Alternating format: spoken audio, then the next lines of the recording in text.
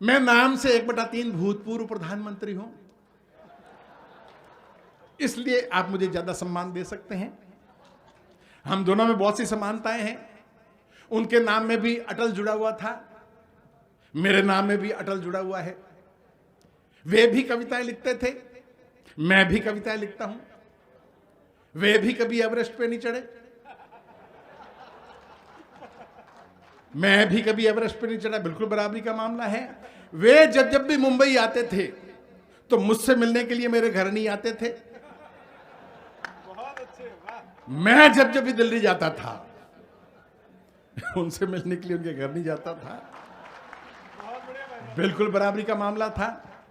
वे एक लंबी उम्र जी के, बहुत लंबी उम्र जी के इस दुनिया से गए, तो मुझे भी कोई जल्दी नहीं है। बहुत सी समानताएं हैं, बस एक समानता नहीं थी, वो ये कि मैं एक शादीशुदा इज्जतदार आदमी हूं। और मेरे परिचय में, हालांकि राजस्थान का हूँ, यहीं सब के पढ़ लिख के गया हूँ, यहाँ से कविता भी यहीं से सीखी थी, लेकिन मुंबई रहता हूँ तो मेरा परिचय और मुंबई का परिचय नहीं दूंगा तो आपको थोड़ा सा अधूरा सा लगेगा। मुंबई मतलब आपको बड़ी मुश्किल से रहने की जगह मिलती है, बड़ा मुश्किल से। फ्लैट तो छोड़िए, कमरा भी मिलना बड़ा मुश्किल है। ये डॉक्टर राम जो हैं, किसी ज़माने में बॉम्बे में बसने के लिए आए और एक दलाल से कहा कि भैया हमें एक अच्छा सा कमरा दिलवा दो। दलाल कोई 20 दिन भटकने के बाद में कमरा ढूंढ के आया और कहा कि चलिए आपके लिए कमरा ढूंढ लिया है। तो इन्होंने कहा मैं तो प्रोग्राम में जा रहा हूं, आप मेरी पत्नी को लेके जाइए, वो कमरा फाइनल कर लेंगी। इत्तेफाक से इनकी पत्नी बॉम्बे के बारे में जानती हैं कि यहाँ तो बड़ा मुश्किल से कमरा मिलता है।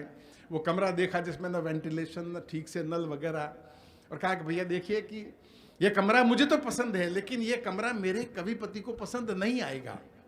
तो वो दलाल बोला कि मैडम ये कमरा ले लीजिए, ऐसे पति तो हजारों मिल जाएंगे,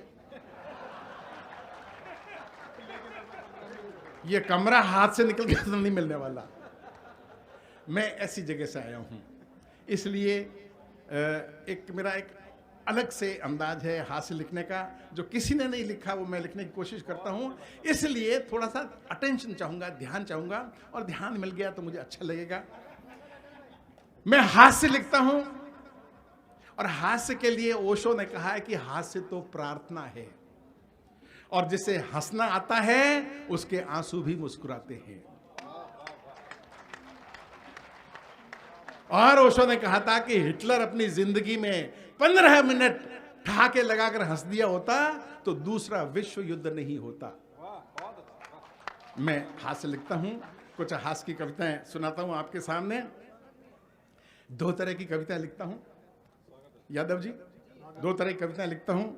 एक वे कविताएं जो अच्छी कविताएं होती हैं, दूसरी वे कविताएं जो बहुत अच्छी कविताएं होती हैं। ऐसा मेरे बारे में स्वर्गीय काका हाथरसी कहा करते थे। आपको इस बात पे विश्वास न हो तो आप उनसे जाके पूछ सकते हैं। ये थोड़ा सा, क्योंकि देखिए एडीएम साहब ने बहुत अटेंशन आपका ले लिया था और वो चले भी गए, कमाल देखो साहब। तो इसलिए थोड़ा सा अटेंशन ड्रॉ करने के लिए थोड़ी सी बात है। अब छोटी छोटी कविताओं से अपना काव्य पाठ शुरू करता हूं। छोटी छोटी कविताओं से इसलिए क्योंकि छोटी कविताएं होती हैं प्रेमिका की तरह, और लंबी कविताएं होती है पत्नी की तरह, एक क्षणिक और दूसरी टिकाऊ। छोटी छोटी कविताओं से शुरुआत कर रहा हूं। बात अच्छी लगे तो मुझे बताइएगा, सुनिएगा। सब मोबाइल में और अपने व्हाट्सएप के जवाब देने में लगे हुए हैं। सुनिएगा, एक छोटा सा टुकड़ा सुनाया करता हूं मैं हमेशा। सुना है कि रुपया बार बार गिरता है, सुना है कि रुपया बार बार गिरता है। रुपया कितना भी गिर जाए लेकिन इतना नहीं गिर सकता है जितना रुपए के लिए आदमी गिर सकता है, जितना रुपए के लिए आदमी गिर सकता है। चुनाव के दिनों में मेरे सभी मित्रों ने बातें की, आप भी समझदार हैं, आपने भी पढ़ा होगा चुनाव किस लेवल पे पहुंच गए हैं। एक एक चुनाव महाभारत बन चुका है। एक दुर्योधन की महत्वाकांक्षा ने देश को कहां पहुंचा दिया था, और यहां तो 544 तो एमपी है, और एमपी कितने हैं। तो चुनाव और तनाव पे एक छोटा सा टुकड़ा है। बात अच्छी लगे तो प्रोग्राम को उठाइए। आप बहुत देर से सुन रहे हैं, तालियां बजा रहे हैं, थक गए होंगे, लेकिन फिर से शुरुआत कीजिएगा। एक चुनाव और तनाव पे इससे एक लाइट मूड में कोई बात हो सकती है क्या? आप पहली बार सुनेगा। पति बनवाने गया हजामत, पति बनवाने गया हजामत, तो पत्नी ने दी हिदायत कि चुनाव निकट है, माहौल में कड़वाहट है, हर आदमी नफरत से भरा है, ऊपर से नाई के हाथ में उस्तरा है। हर आदमी नफरत से भरा है, ऊपर से नाई के हाथ में उस्तरा है। या तो राजनीति पर बहस में मत पड़ना, या नाई किस पार्टी का है पहले पता करना। या तो राजनीति पे बहस में मत पड़ना, या नाई किस पार्टी का है पहले पता करना।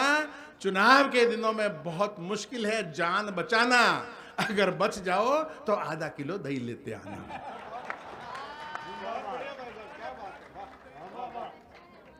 एक छोटा सा ऐसा ही टुकड़ा, लेकिन इसमें मैंने बहुत बारीक बात कहने की कोशिश की है।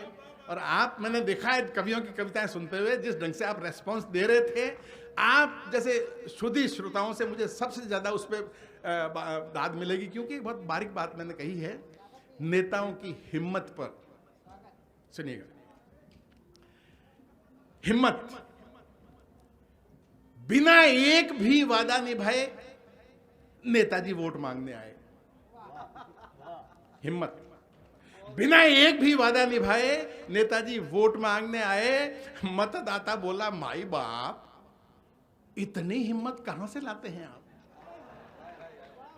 मतदाता बोला माई बाप, इतनी हिम्मत कहां से लाते हैं आप? हम तो एक खिलौने का वादा करके शाम को खाली हाथ घर आते हैं, तो बच्चों से आंख नहीं मिला पाते हैं। माई बाप, इतनी हिम्मत कहां से लाते हैं? इतनी हिम्मत।